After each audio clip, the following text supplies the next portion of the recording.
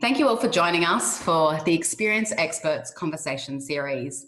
I'm Katarina Grant, Director of Kat&Co, and together with the team, we've created this online series of in-depth conversations with thought leaders and culture setters to inspire and challenge the way that we experience, to share ideas, and to ignite creativity amongst our clients, our collaborators, and our friends, and to ultimately build hope and optimism for the future. I really believe that through times of adversity and uncertainty, there is a great opportunity for us to transform and to create a new way forward. And one that I believe will see us as humans, and as well as an industry, thrive more than ever before. As a team at Kat&Co, we have always been committed to exploring how things can be better, how they can be more sustainable, especially as an industry when we face a lot of challenges around sustainability. And now more than ever, it's really important for us to continue to work together to find solutions in that space. For us to also be more transportive in the experiences we create, and also to connect with people on a deeper level.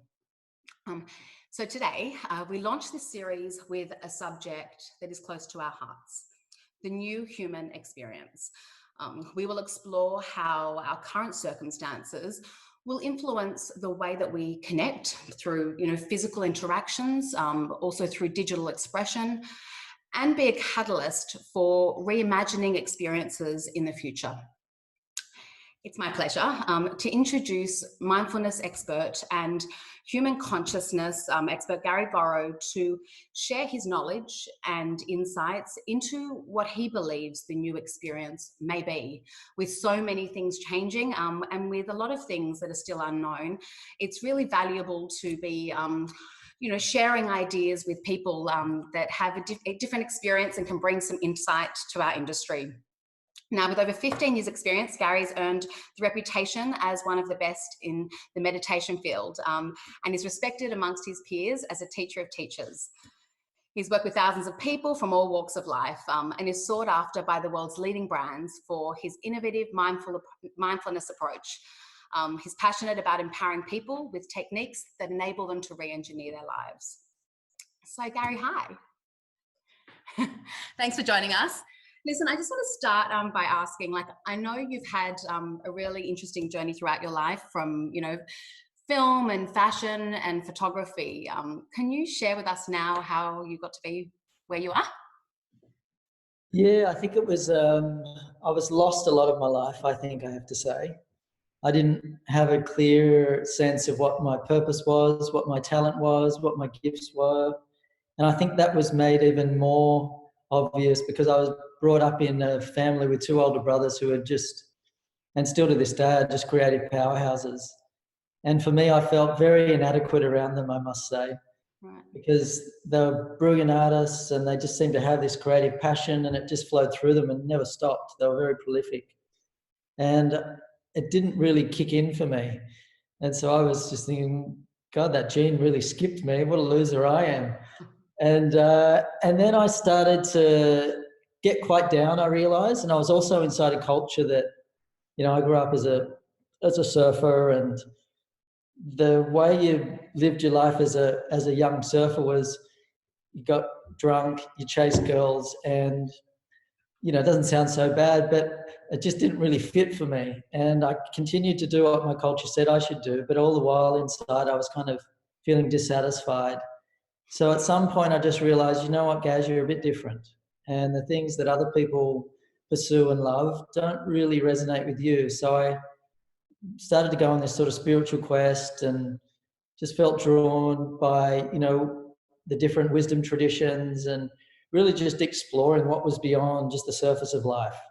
Yeah. And then I got really into writing and then got charmed by video making films, and then I got into TV, and then I was doing George, my oldest brother, he was the creator behind the Subi fashion label, and I don't know, just being around that and watching him start that, it seemed to affect me in a particular way. And then I started making my own fashion, and everywhere I was wearing them, all the stylists were saying, oh, which label's that? And I suddenly figured out well, it's my stuff. Maybe I should make some. So then one thing just led to another. And eventually I got to the point where I thought it's time for a change. You know, everything in my world just shattered literally overnight. And I realized nature wants me to really dedicate all my time and energy to, doing what I'm doing now, Wow. being a teacher and being of service to other people. And then I was able to infuse all those other things, where I am now inside a beautiful retreat space that's got a lot of art in it. And a lot of my clients are, from creative entrepreneurial background. So everything just seems to have been part of this grand, I don't know, you think there's a conspiracy. Life wants us all to grow and evolve. So we just It's morphed follow the into it, energy. right? Yeah, you follow the energy wherever it takes you. I don't think anyone ever goes, okay, I'm going to end up there. I think if you have that, you have a really shit journey, because you're just so focused on arriving that you lose the joy of the process. Yeah. Wow, it So, sounds like it's been quite the journey. yeah. So look, I want to also ask you, historically, we know that innovation and creativity will rise up during times that challenge us as humans, right? What do you believe the role of innovation and creativity has during times of adversity like now? It's the only thing that will ever save us. Yeah. And I know that human beings, we're this profoundly innovative, we're so adaptable, resilient, and all those things, but at the same time, we're incredibly stubborn as a species. We love our creature comforts, we love our stability and our security, and we don't generally volunteer to change, or we don't typically personally innovate. It's usually suffering that's the catalyst for that, or a dissolution of some kind. Because how many people do you know who are on a path and it's not really the right path, but it sort of works, so they just keep going and hoping that some way at time they're going to get a breakthrough, even though they ultimately get a breakdown and realize, shit, I was off course all the way along. So I think what really saves any individual is when they can get beyond their circumstances and have that, visionary perspective. And there's nothing like what we're experiencing right now to stimulate that.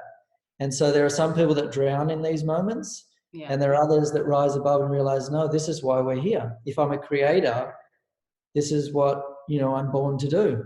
I'm here to work with any situation and circumstances, any downturn. There's always possibility in each decade, each year, each moment.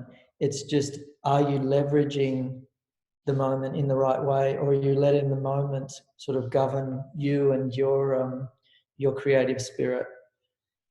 So I think having we an talk awareness about, around that too, right? what's Being that? aware of it. Yeah. Yeah. And we talk about, there being cycles. There's these three forces which interact and dance together, and it's the force of creation, maintenance, and destruction. And these three forces, they're not like opposed to one another, but they're collaborative. So when you look at the natural world, you could even look at the human body. It's made up of these trillions of cells, yet each day 20 billion or so die, and then the equal amount is regenerated, and it leads to basically the sustaining power of us being able to function. If they all just kept dying off, we'd be dead within weeks. But there is this balance, and you could see that works on a physical level, on an atomic level. It works even on a more sort of macro level of our relationships, for example. I doubt anyone on this call is in relationship with the first person that they ever met or fell in love with or kissed or had a romance with. So you get into a relationship and it's going very well. You're feeling like it's a beautiful exchange. And then at some point the energy shifts and you're like, actually, we don't seem to be as compatible as we once were. So that relationship, which was created and enjoyed for a period of time, then dissolves. And then what ends up happening, something else fills the space. You have a new relationship, new dynamic.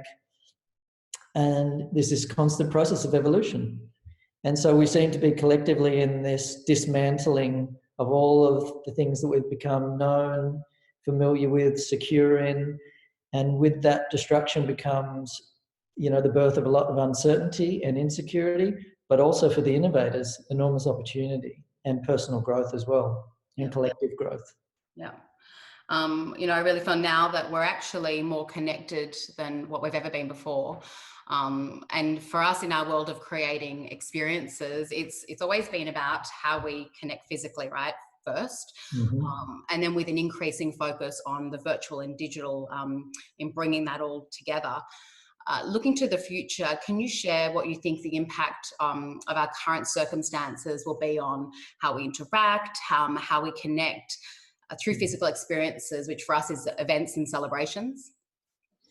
Yeah, so I think like a lot of the psychological sort of partitioning is starting to be dismantled, I find.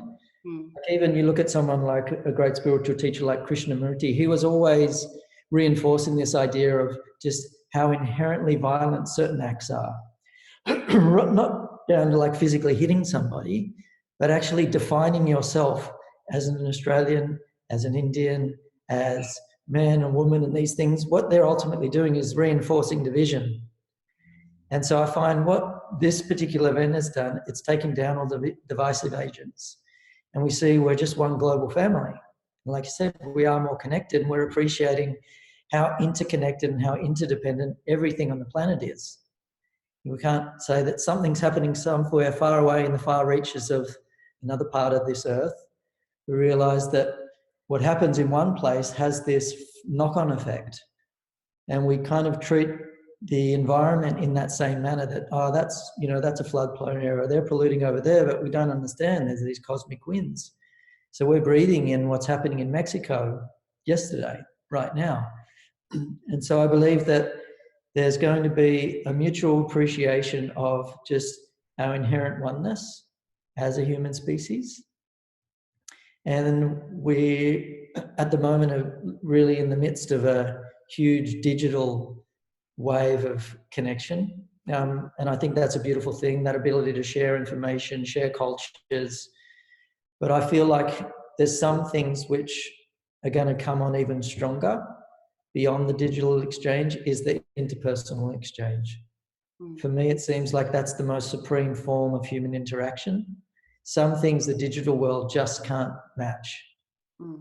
So I actually think that the human touch and the human feel and gathering, that thing is going to ramp up massively, because people are so constipated right now and so disconnected from their fellow man and woman that they're just wanting to go out, and I think everyone's going to party.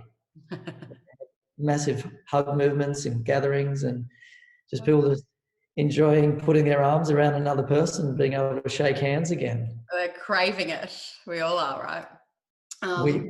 We're dependent on it. I mean, with this pandemic, there's no doubt that the impact's been far-reaching.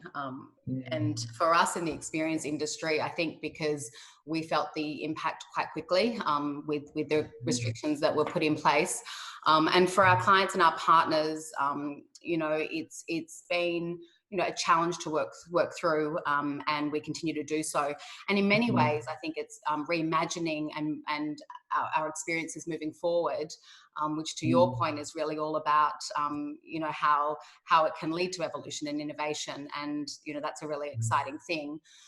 So for our industry, it's really important that it re-energizes, and we've been working closely with our partners and clients to collaborate to redefine how experiences play out in the future. So we also think that through that, hope and imagination is such a valuable asset. I know we touched on that before. I'd just love your thoughts on practices to encourage optimism at this time. Yeah, and I think it's there's the human design, and then there's natural design. And I think the greatest human designs mimic what nature does. And there's that whole field of biomimicry where they're looking at the way in which, for example, a whale may filter water, and they're adapting that into water filtration systems. Or when you look at a lotus leaf, the way that the water just settles on the top, never gets absorbed, leaves it unblemished. So they're creating lotus paint. So houses never need to be washed, and places like the Sydney Opera House would never need to be cleaned. So I think when we look at the way the natural world works, it's sustainable. It's like a closed system. There's no waste, there's no excess, there's no pollution, there's no toxicity. Nature seems to work in perfect synergy and harmony. Everything is balanced. And we are from the earth. You know, everything that we do is of the earth. The clothes that we wear, the food that we eat, the air that we breathe. Yet somehow we've put ourselves above the earth, or we've put ourselves in a superior position to the earth, and we've disconnected from it. And so I look at what's going on as something that really is like a cultural cataclysm. And you talk to all the leading scientists, they say that human beings are on this trajectory, they're reaching the tipping point, and we could be entering a sixth mass extinction. So clearly we haven't been treating the Mother Earth particularly well. And I think a lot of people individually have bought into just the societal system, which leads to the running down of their resources. You know, you look at the rates of anxiety, depression, stress, how much medication's being taken to help appease the discontent that people experience. We've kind of got this disease of excess. You know, we suffer from affluenza. We have so much stuff. Yet, as a species, why are we not feeling whole? Why aren't we feeling this sense of love, connection, this joyfulness?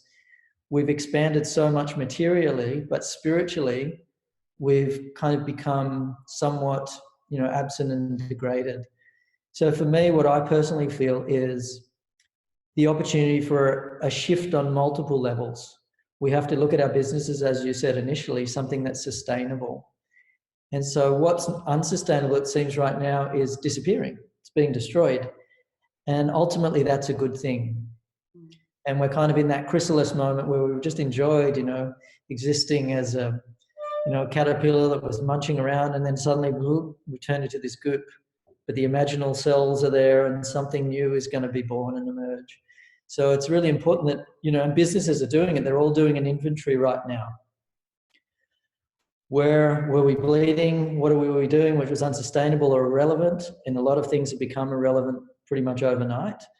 And where can we leverage? Where are the opportunities to expand, which is exactly what you guys are doing, seeing there's this huge, you know, collective digital movement that even I haven't tapped into very much because I love the human thing, but wonderful way to spread knowledge, spread ideas, to become part of that movement, which is really accentuating the human intellect and inspiring others. So I think once we start to self-correct and we get rid of all of those things which are obstructing our development, mentally, physically, emotionally, professionally, etc., then we come into this new alignment, and then we feel, you know, a sense of support of nature, as we call it. Nature with a capital N, not trees and things. That great grand power which is governing and orchestrating all of the things that are happening in the universe. I personally believe that there is this supreme intelligence at the heart of life. And it's not an accident that the DNA is just so exquisitely designed and encoded. You know, there's a grand creator of some kind, some intelligence. And it can be a formless intelligence, but it pervades everything. So as human beings, when we're aligned with that natural order and way of things, inspiration comes. It just moves through us. When we're out of alignment, it's like we are congested, we are stuck. So being optimistic is an alignment with growth and with nature's design, which it wants everything to evolve. But if you're nature and someone's out of alignment and you want to course correct them, how do you do it? Because we're damn stubborn. You know, I've been mentoring and doing a lot of counseling work for a long time. And the hardest thing to get someone to do is change their ideas, change how they think, how they approach things. And the best teacher I've found is empty pockets, heartbreak, and suffering. You know, when things just break down, then people are at this position where they can begin again and design things new. So we have to be optimistic, and I think everyone arrives at that ultimately once you deal with you know, and I've mentioned in a previous talk I gave that if you sat back and you observed, just as, you know, someone from another planet, what humanity went through initially was disbelief, thinking, that's happening over the other side of the world, it won't come here, that's fine. And then it kind of does, and then you're in a bit of shock. and everyone goes into panic and anxiety, like, oh my God, what's this mean for my business, for my life, for my family, for my job security, for my mortgage, all of that. And then eventually people just accept, well, this isn't a collective event, can't escape it. I just need to embrace it and allow it. So you have the adaptive response. And then once you accept, you start to move into a state of just feeling more at ease and more peaceful. And then what starts to rise up inside is your creativity and your optimism. And then you start to learn how you can leverage the situation, how you can grow through it, and how you can use it as a developmental impulse. And now I think people are collectively in a bit of frustration mode, like, come on, COVID, we're done already. We get it. Let us out. We want to participate in the world again. But I think it's important that when we go into this next phase, that we don't go into the exact same mode we just came out of. One, because the world's dramatically different. Markets are going to be different. Economies are going to be different. Buyers are going to be wanting different things. And what I personally feel is invaluable is, the experiences that touch us, that touch our heart, that move us. That's what we all want to be. We want to be elevated. We want to be moved mentally, emotionally, and spiritually.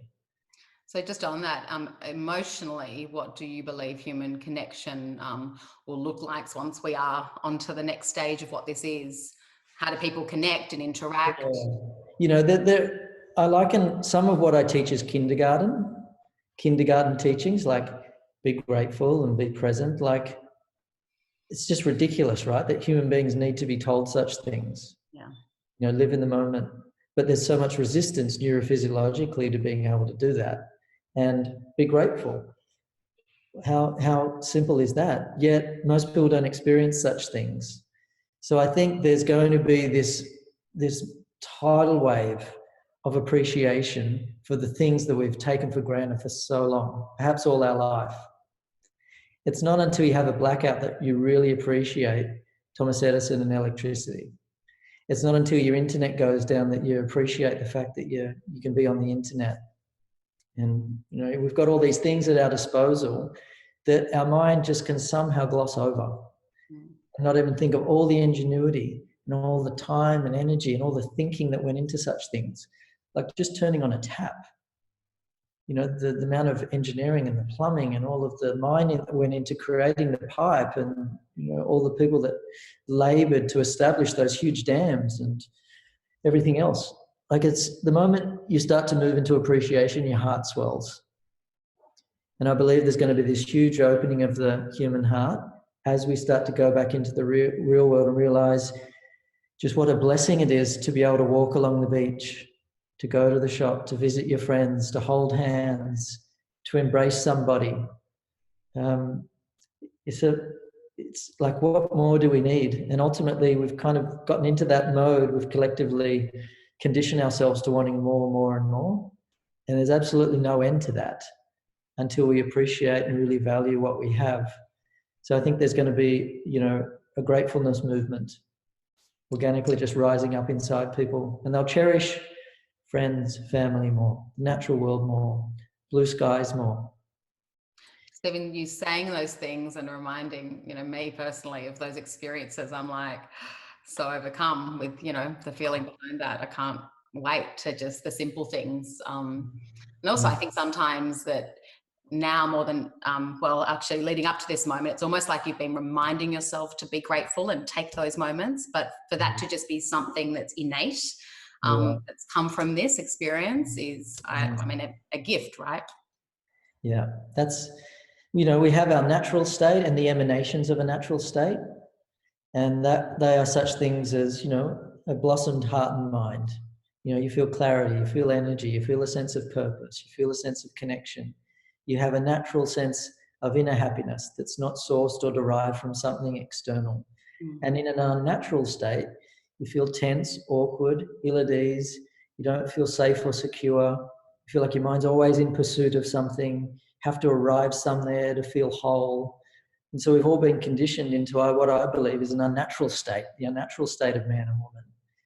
Whereas our natural state is we're loving, we're generous, we're kind. But we live in a world which is so friction-filled that it pulls us a little bit out of rhythm.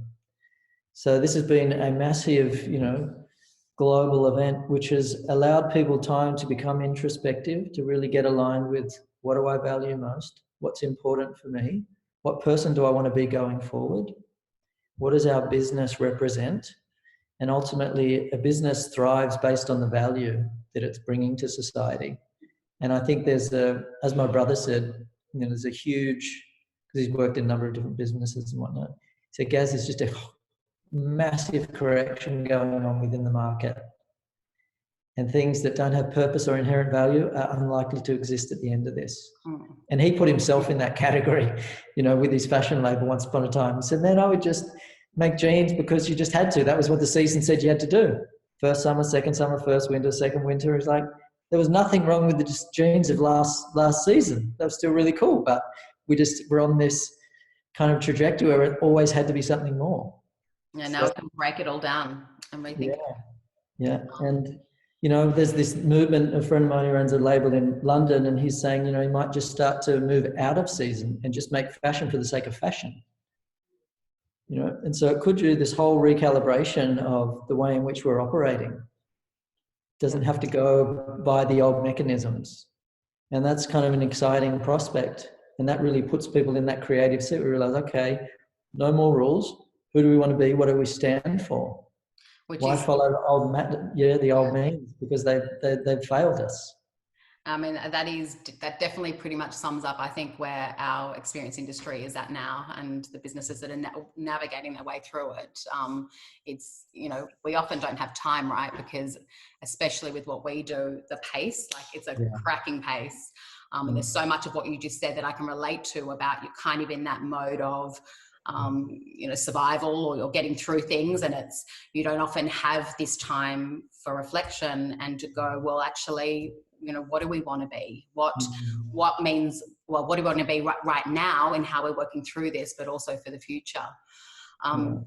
So, I mean, today's topic obviously was about the human experience, and we've discussed that in different ways. Looking into your spiritual crystal ball, there's been a lot of discussion around industry about, the physical being replaced by the digital, or that sort of evolving into something different. Yeah. Can you share with us your final thoughts on what the new human experience will be, both in a physical and digital way? Yeah, I think, there's been this digital surge by necessity. And I feel like it is a massive growth area, even though it's been enormous already. There's going to be more and more people moving into that space. And I don't think it will ever replace the physical, because human beings, we crave interaction and connection. We're such a gregarious species. I'll often go to a rock concert and I'll stand back for a moment and think, why are they here? The music doesn't sound as good. It never sounds as good as an album, which is done in a studio, which is engineered so beautifully. Out on a stage, it just doesn't even touch, a tenth of what, the magnificence of an album delivers. But what do people love? The energy of the crowd. Feeling. You can't beat that, and you could watch Netflix at home on your computer or telly, but is it the same as going to a big cinema, being around other people? So I think there's certain things that are inimitable and can't be replaced.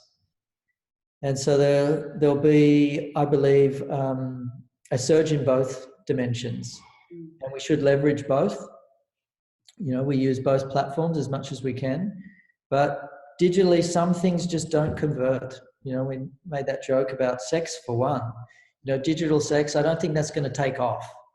There's something about being able to feel someone's lips, touch their body, feel their energy on yours. It doesn't seem to, convey the same sort of sensuality through a computer screen or something else. Definitely not the same. Yeah.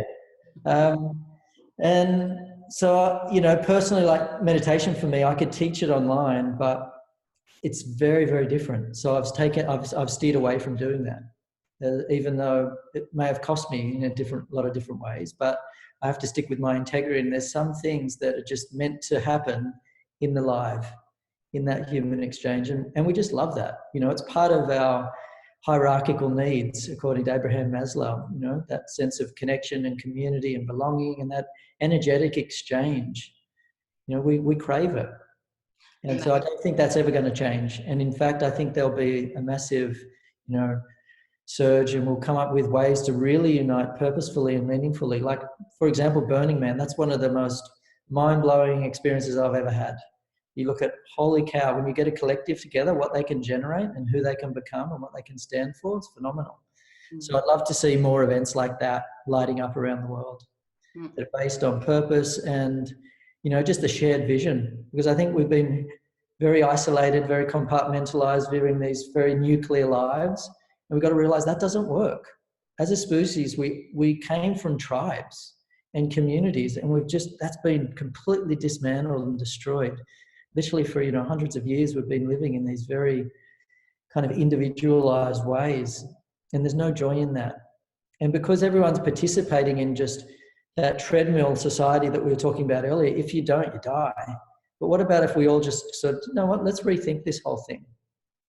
How do we really want to live? Because if we collectively buy into something, that becomes the new way.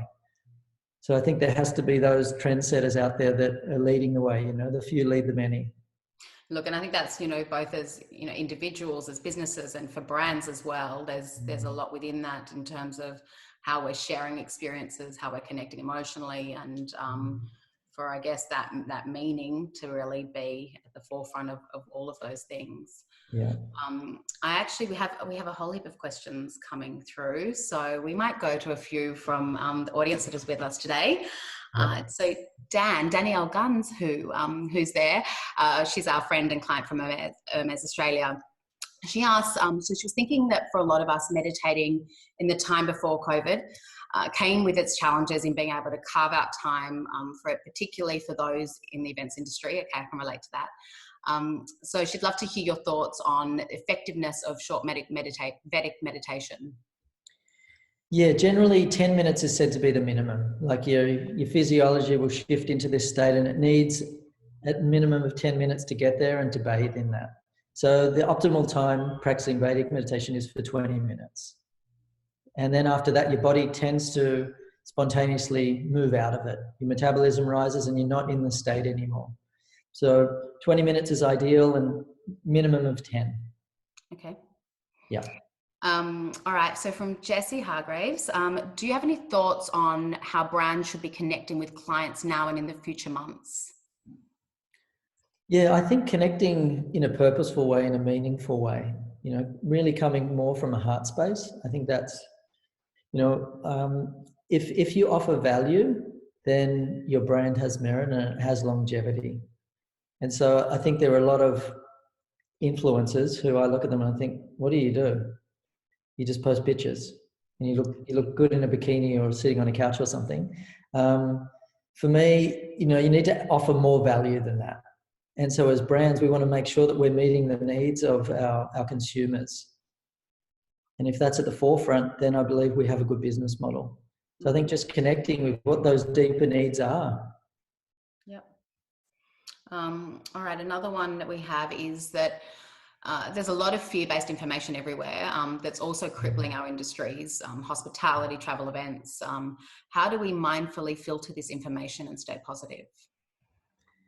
Yeah, I mean, it's not easy. There's so much of it. And the moment you tap into it, it opens up this Pandora's box. And then you find that, doctors are coming out and saying one thing and then another set of doctors are saying another. So it does get very complicated. So I think it's important to be informed, but it's also good to be detached. So for me, I have a general sense of what's going on, but you really focus your energy on yourself. You have to focus your energies on keeping yourself inspired, keeping yourself positive and in this elevated mode, and think of yourself as a vibrational being. And often when you buy into that stuff, it'll disturb your mind. It's going to affect your body. It's going to affect your creativity, your outlook, all of those things. So you need to be very careful as to what you consume. We have that understanding of we are what we eat, but we also are what we think and what we see, what we hear, what we consume on that level of our mind. So you want to make sure that you're not allowing, in something which is unsettling, disruptive, which is oppressive. Life's going to play out how it plays out. and we'll be called to arms and called to action if we need to be. Otherwise, just focusing on your game, your space, being really visionary and making that where all your energy and attention's going. Because we become what we think, and we manifest, whatever our attention is sort of swimming with. So often that stuff can just serve to paralyze us and keep us cycling through just rubbishy thoughts and not dedicating our life energy to, going to where we need to go. So I'd say just be very discerning. Okay, no, that's great. So Emma Reynolds, Emma's from Westfield. She asks, I'd love any thoughts Gary might have on how we hold on to the simple pleasures that we're enjoying at the moment, which I believe are helping ground us all. But as life gets busy again and we want more again and larger events, bigger excitement, more newness, how do we hold on to some of those simple moments that we've enjoyed, like walking and talking to our neighbours and becoming more community focused? Yeah, when I've travelled to places like India, when I've spent time with great spiritual masters and, wisdom keepers of different traditions, you notice there's a particular aura about them. There's a particular quality that they all share. And what they've really fallen in love with is just the simplicity of the moment. Just the joy of being. And it's the mind which tends to take that away. In Vedic literature, for example, the mind's often described as being a thief. And you look at that and think, the mind is a thief. What does that mean? It means that it robs you of something that is innate. Like, as we touched on before, as a species, we're inherently happy, beautiful, joyful, generous. And I said, a kindergarten teaching is be present or be grateful. Because why do you need to teach someone to be present? It's because the mind has robbed them of the moment and has projected itself in time to somewhere else that it perceives is going to be more glorious, that is superior to this moment. And so we get on this kind of ride of looking and trying to arrive and get somewhere. And you notice when you arrive at that place your mind had projected and was holding as being so sacred, you get there and you think, I got the car, got the house, got the promotion, got the dress, got the this, got the that. And then you notice what the mind does, it'll do it again. It'll just project you away from the moment again. And so the basic principle is, fulfillment doesn't reside in another time or place. It's not found in the future. You'll never reach it until you merge with the moment. And your mind doesn't need more. You don't need more. And if you buy into the idea that more is better, then you're never going to be whole. You're never going to find satisfaction or fulfillment, because there's no end to a creative mind, especially. It can always imagine what more could be. We could do this and it could be that and then it could be this, and this just goes on ad infinitum. So at some point we have to just embrace the idea of my fulfillment and contentment resides within my consciousness, being grounded in this moment and appreciating the flow of this moment. And it doesn't mean that you don't create, but it means that you're centrally focused inside just your present experience, not craving for something, not pining for something. It's just you're established in present time awareness. And the source of creativity is a present time mind. Great, brilliant ideas don't come in the future. They just get born in an instant. They come from when the mind is in touch with that field of all creativity, all power. And so we want to get more and more attuned to that moment, to that place. And then things become a bonus. And someone who's whole and fulfilled, they find themselves, and this is a quote from a 5,000-year-old text. It says, "You've gone beyond desire, yet find yourself still desiring." Crazy concept. So there's this creative power that lives in everybody and wants to be expressed. Life wants to expand, but it wants to expand from a place of being established in presence, in gratefulness, in health and wholeness.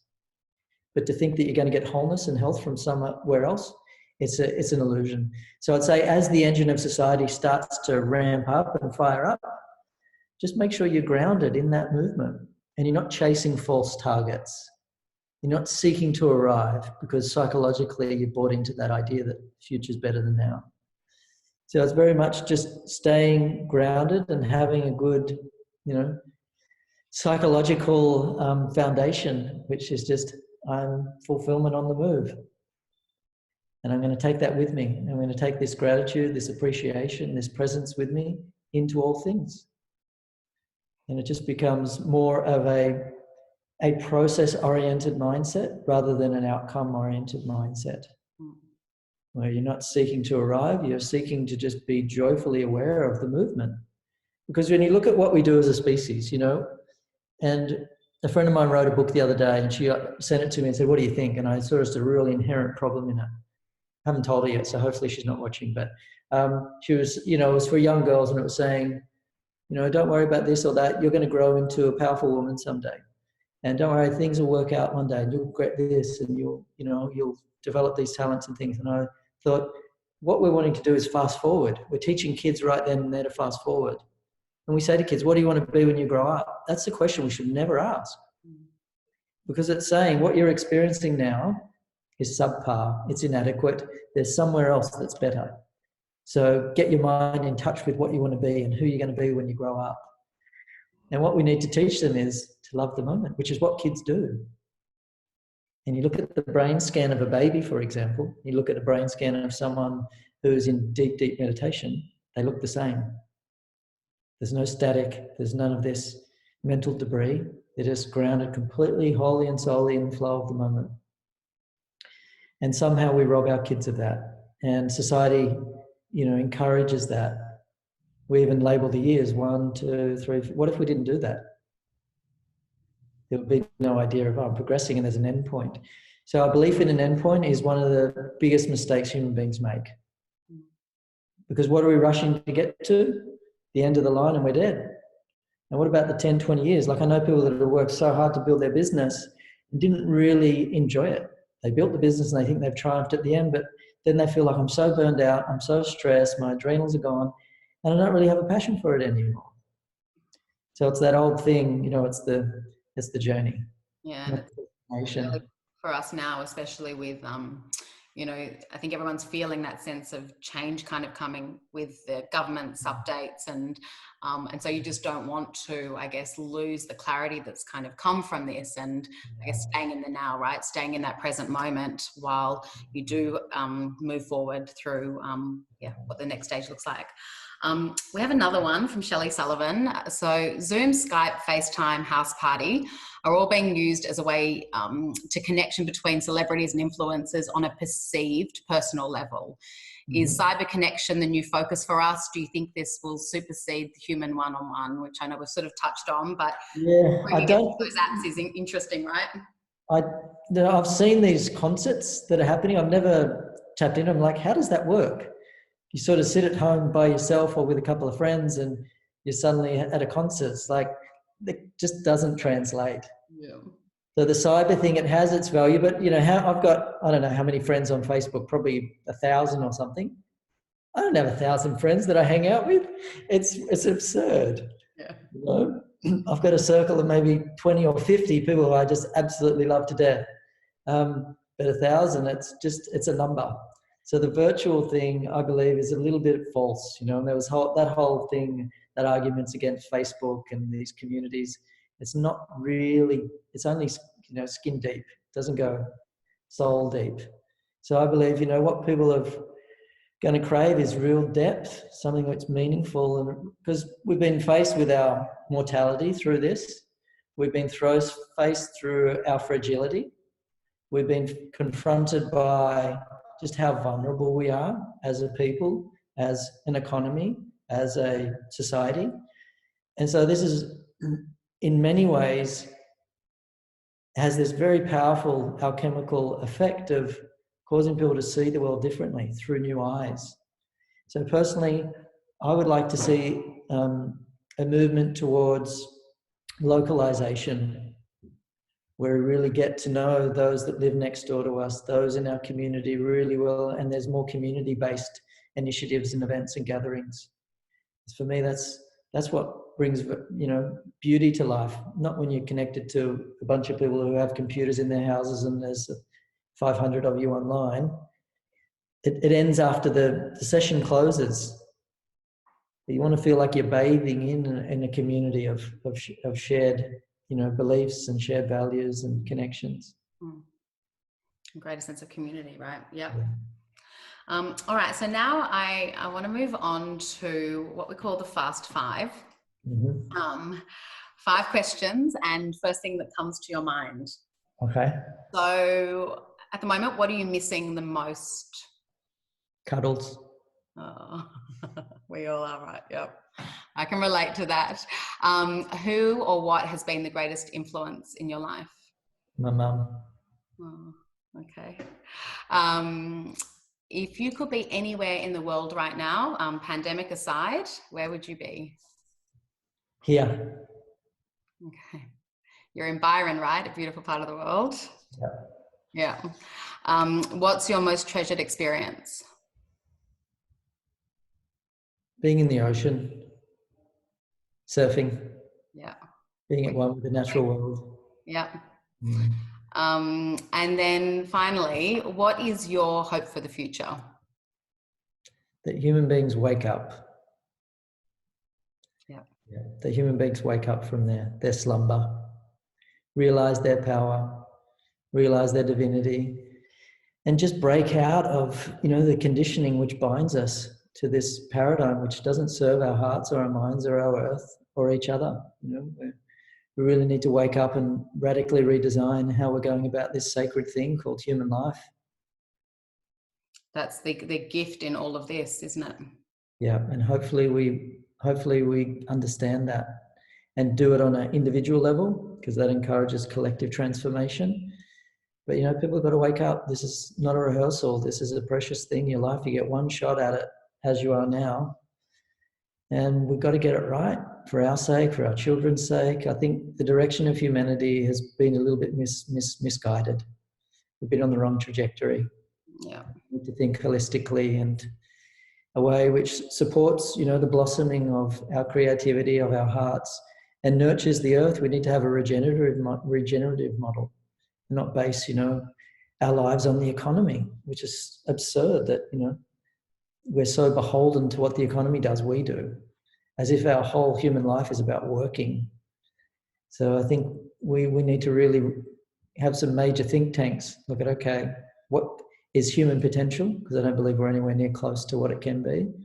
How do we actualize that potential and create a society which is beautiful, which is inspiring, which is enlightened ultimately? And that's like, from an individual level and then community level. And then also, I guess why today we wanted to be sharing these ideas is it's also about how brands and businesses and the choices that we're making to, I guess, evolve with what we do is just what's going to, I guess, allow that to happen. Yeah. Businesses and brands have a massive role to play in this because they define human culture in so many ways. Yeah. All right, well, we'd now like to share an experience with everyone to collectively generate creativity through a mindfulness exercise that Gary will now guide us through. All right, so everyone's going to be invited just to sit comfortably as they are now, but to close the eyes. I'll do that too.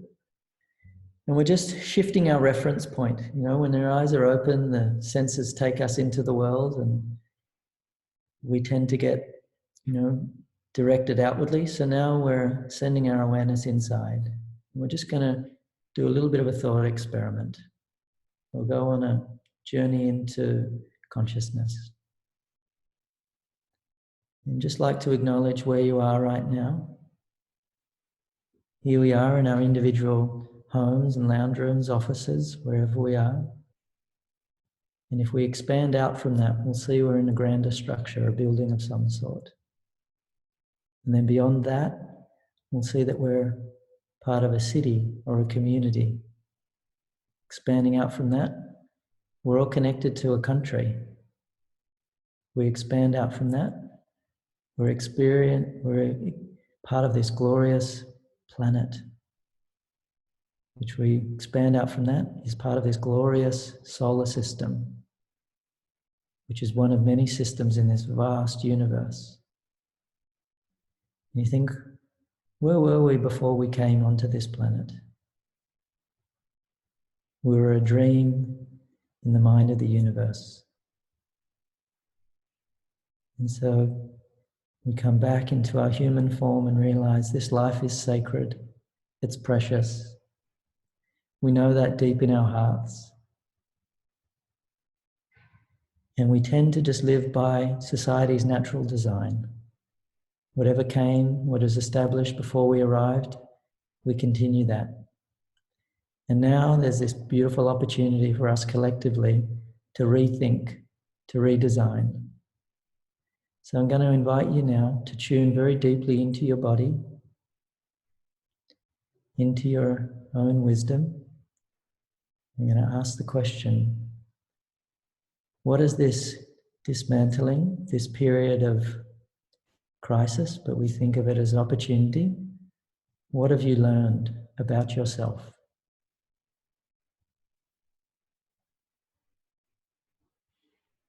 What are some of the lessons that have unfolded for you? What things have you realized that you didn't previously realize?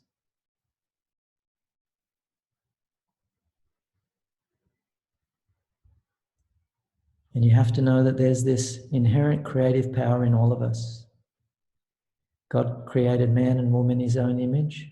And what that means is that the Creator created creators. So you're a creator. You create your reality each and every moment based on where you put your attention, the thoughts that you nourish, what you believe in, what you commit your energy to. So with this inherent creative power that you have, get visionary, expand into your life, and connect with what does your life want to become. Don't worry about how, just think of the what.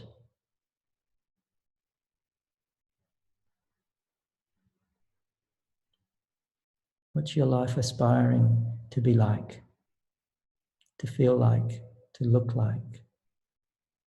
What experience do you want to be having each day, each moment? What state of consciousness do you want to reside in?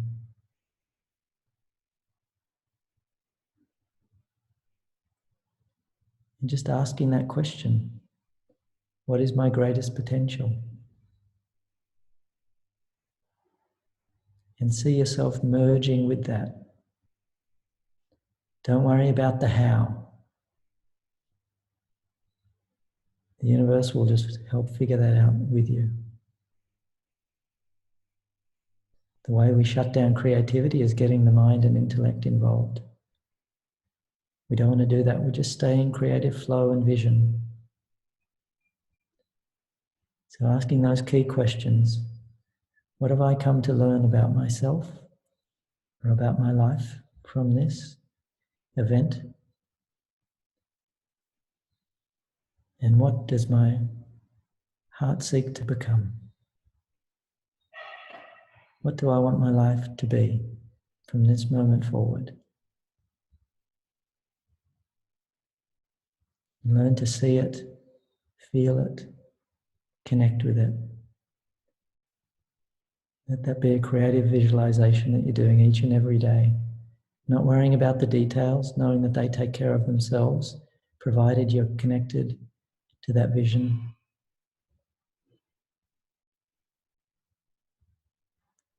And just feel that vision coming to life.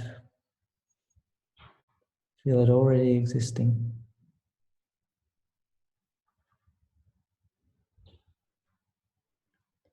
If it's creating a family, feel that baby in your arms, giggling and smiling back at you. If it's your business thriving, see it as such. A business which is aligned with higher purpose and higher values. If it's your health, see your body healthful, vital, strong. You can create anything. You exist in a sea of infinite possibilities, and the uniqueness of individual life is you get to call out of that field anything you aspire to. Don't default to the mediocre. Don't settle for something dull or prefabricated. You're a powerful being. You bring it on.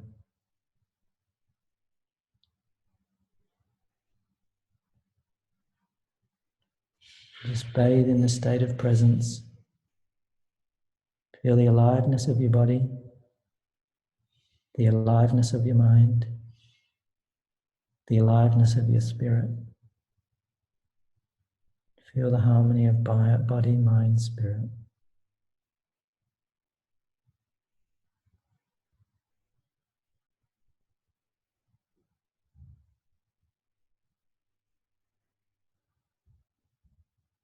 Yeah.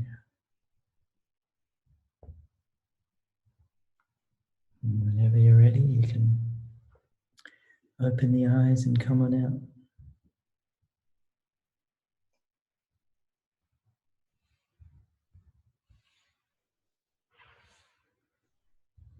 Create, create, create. Thank you so much, Gary. That was insanely inspiring, uplifting. Thanks for sharing your thoughts. I know for myself, and I have no doubt for everyone that's joined us, you've given us a greater understanding on, I guess some tools as to how we can work through this time, to have a better understanding of what the new human experience may look like. And, just to inspire some hope and optimism, which is why we wanted to do this today. And, having collaboration and creativity and innovation guiding the way. So thank you. You're welcome. Thanks for having me. Yeah. Thanks for everyone for joining us. We are looking forward as well to announcing our next experience expert in the coming weeks. Thank you all again for joining us.